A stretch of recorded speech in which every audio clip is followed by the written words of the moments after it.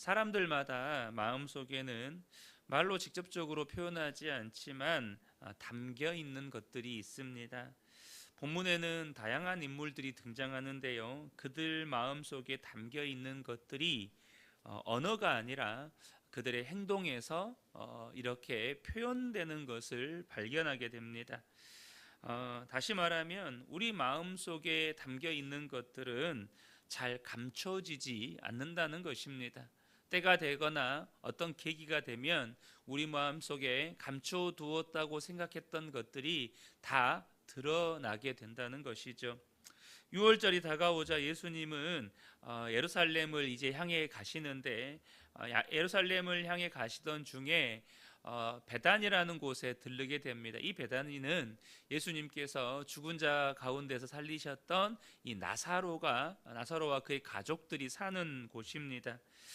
그곳에 들르자 나사로의 가족들이 예수님과 제자들을 위해서 잔치를 마련합니다. 이 잔치가 한참 진행되던 차에 한 가지 놀라운 사건이 발생을 합니다. 3절을 보겠습니다. 마리아는 지극히 비싼 향유 곧 순전한 나드 한 근을 가져다가 예수의 발에 붓고 자기의 머리털로 그의 발을 닦으니 향유 냄새가 집에 가득하더라. 이렇게 이 마리아가 자신의 결혼을 위해서 지금까지 준비해 두었던 이 향유를 예수님의 발에 붓고 자기의 머리털로 닦는 이 놀라운 사건 하나가 발생을 합니다. 이 마리아는 어떤 인물이냐? 언제나 주님이 오시면 주님의 발 앞에 머물렀던 인물입니다. 예수님께서 이 베다니에 오셔서 말씀을 가르치셨을 때 그때 그의 언니 마르다는 주방에서 예수님과 제자들을 위해서 열심히 음식을 준비하는데 분주했을 때 마리아는 뭐했죠? 주님의 발 아래에서 말씀을 듣고 있었습니다. 누가복음 10장 39절에 그에게 마리아라 하는 동생이 있어 주의 발치에 앉아 그의 말씀을 듣더니, 그러니까 주님의 발 앞에 앉아서 말씀 들었다는 거죠.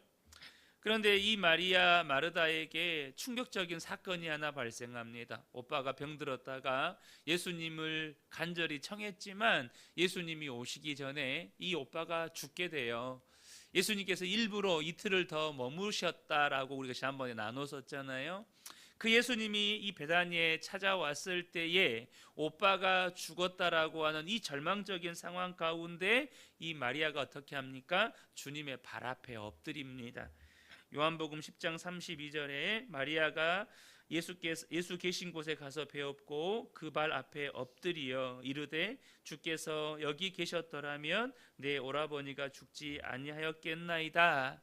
이렇게 절망적인 상황 가운데에서 마리아의 선택은 주님의 발 앞에 엎드렸다는 것입니다. 그리고 이제 예수님께서 십자가에 돌아가시기 전에 이제 예루살렘을 향해 나아가는 여정 가운데에서 이 베다니에 들렀을 때 이 마리아는 주님을 향한 그의 사랑을 표현하기 위해 지금까지 자신의 결혼을 위해서 모아두었던 값비싼 향유를 주님의 발에 붓습니다. 여러분, 지금 이 시기가 어떤 시기입니까? 이 종교 지도자들이 예수님을 죽이기로 결의한 상태였고 이 사실을 많은 사람들이 알고 있습니다. 예수님이 종교 지도자들에 의해서 죽임을 당할지도 모른다라는 사실을 많은 사람들이 알고 있어요. 나사로의 일로 예수님을 잡아 죽이려고 하는 이 살벌한 분위기, 그리고 너도 나도 이 종교 지도자들의 이 눈치를 봐야 되는 그런 엄중한 시기 가운데에서도 마리아 안에는 뭐가 있어요? 주님을 사랑하는 마음이 있어요. 주님을 경외하는 마음이 있어요. 그러니까 어떻게 합니까? 이러한 상황 가운데에서도 주님을 사랑하는 마음이 드러난다는 것입니다. 이런 살벌한 분위기죠. 정말로 엄중한 분위기입니다. 이런 분위기 속에서도 마리아 안에는 주님을 향한 사랑이 가득하니까 그 주님을 사랑하는 마음이 어떤 처지와 형편 가운데에서도 드러난다는 거예요. 그리고 이러한 마리아의 일관적인 주님을 향한 태도에서 발견하게 되는 중요한 교훈적인 메시지가 있습니다. 그건 뭐냐면 헌신이란 우리가 특별히 뭔가 열심히 하고 수고하는 게 헌신이 아니라 어떤 상황 가운데에서도 예수님을 내 인생의 최우선순위에 두는 것, 이것이 헌신이라는 것입니다. 사랑하는 성도 여러분, 오늘 이 새벽 말씀을 함께 나눌 때 저와 여러분이 이 말씀 앞에서 내 속에는 지금 무엇이 들어있는가, 이걸 정말로 냉철하게 또 정직하게 겸손하게 직면해 보시면 좋겠습니다. 지금 내 마음 안에 사람들에게 드러내지 않고 감추어져 있는 건 뭔가? 마리아 안에는 주님을 사랑하는 마음이 가득가득했어요. 그러니까 그 사랑하는 마음이 지금 이렇게 드러납니다. 살벌한 분위기에서도 주님을 향한 사랑의 마음이 드러나요. 그리고 여러분, 헌신은 다른 게 아니에요. 어떤 처지와 형편에서도 내 인생의 최우선순위에 예수님이 계시는 거예요. 여러분의 최우선순위는 무엇입니까? 그러나 이 모습을 지켜보고 꾸짖는 인물이 있었습니다. 바로 가롯 유다였죠. 5절을 보면 이 향유를 어찌하여 300데나리온에 팔아 가난한 자들에게 주지 아니하였느냐. 유다는 지금 가난한 자를 운운하고 있지만 실제로는 제 주머니를 채우려는 구실에 불과했습니다.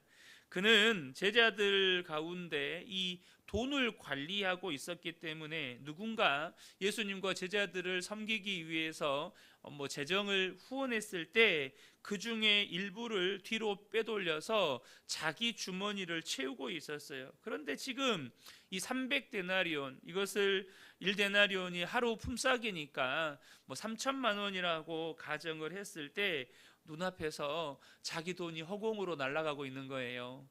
이 3천만 원이 고스란히 이 회계의 장부로, 회계에 관리하는 이 공공 재정으로 들어왔다면 자기가 또 개인적으로 그 중에 일부는 또 빼먹었을 건데 자기 돈이 이 공중으로 날아가고 있는 거죠.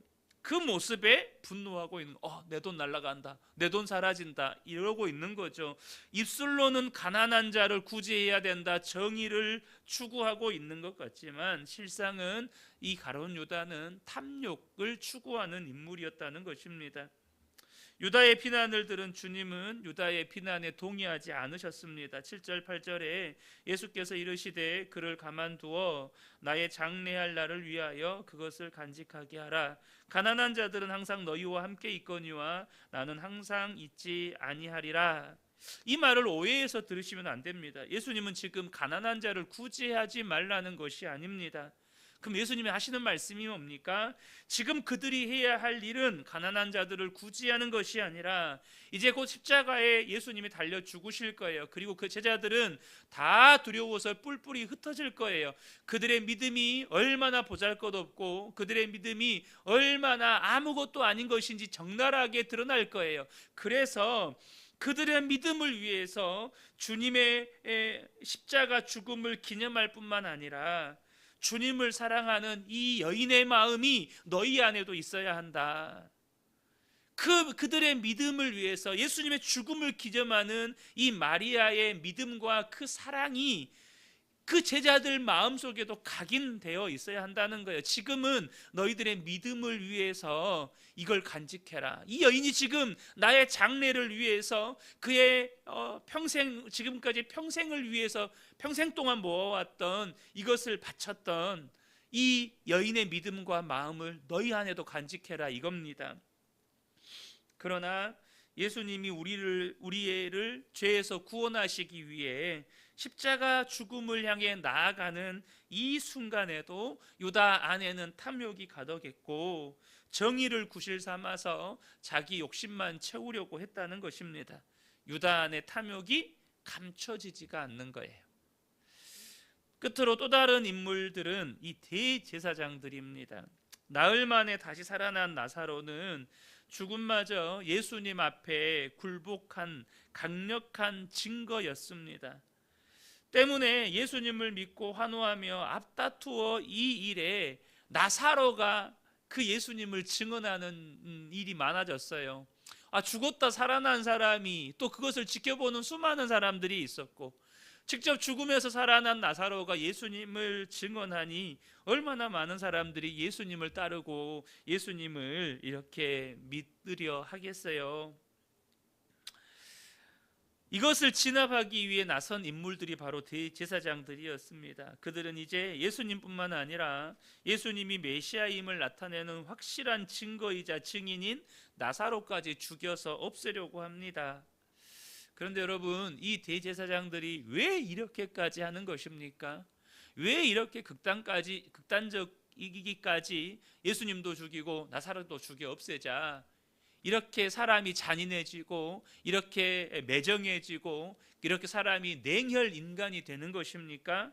그것은 그동안에 자기들이 누려왔던 기득권을 예수님이 무너뜨리고 있고, 또 그 많은 무리가 예수님을 믿고 따르는 것에 시기와 질투가 났기 때문입니다. 그들 안에 뭐가 있는 거예요? 하나는 두려움. 자신들이 지금까지 누려왔던 그 모든 기득권이 무너지는 소리가 들리는 거예요. 심지어는 이렇게 환시를 받는지도 모르겠습니다.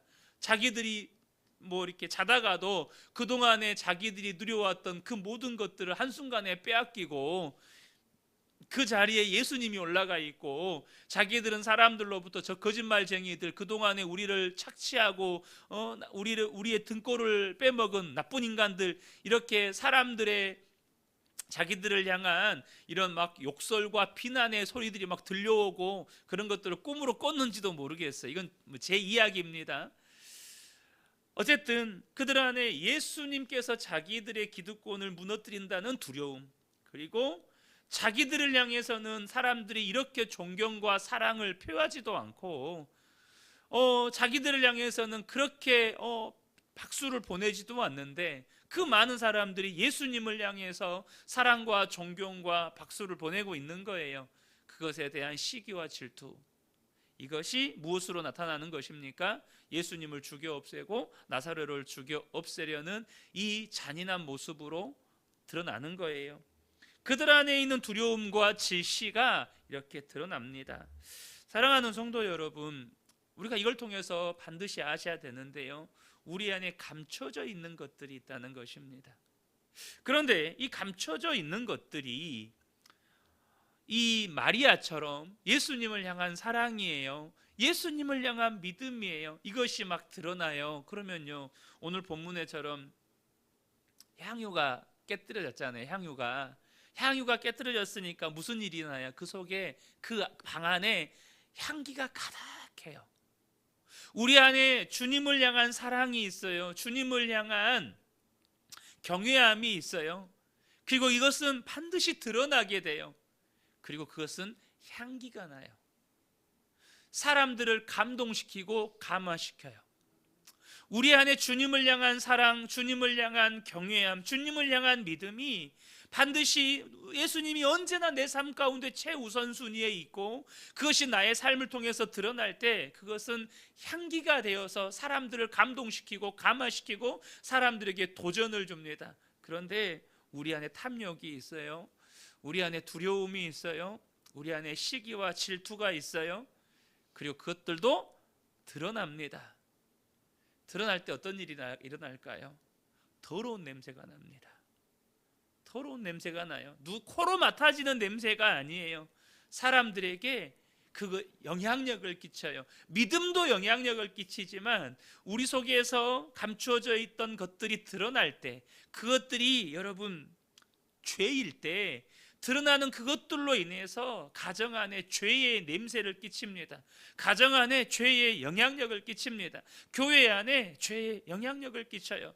그래서 내 속에 감추어져 있는 것들이 드러날 때 누군가에게 죄를 흘려보낸다는 거예요. 이게 무서운 겁니다. 그러므로 여러분, 결론적으로 무엇입니까? 우리 안에 주님을 향한 사랑, 주님을 향한 믿음은 커져가야 돼요. 반대로 우리 속에 감추어진 죄는 반드시 해결하셔야 돼요. 단순히 죄는 절대 나 한 사람으로 끝나지 않습니다. 죄는 반드시 내 주변에 있는 사람들을 더럽힙니다. 내 주변에 있는 사람들을 오염시킵니다. 그러므로 여러분, 오늘 이 말씀 앞에 내 안에 감춰져 있는 건 뭔가?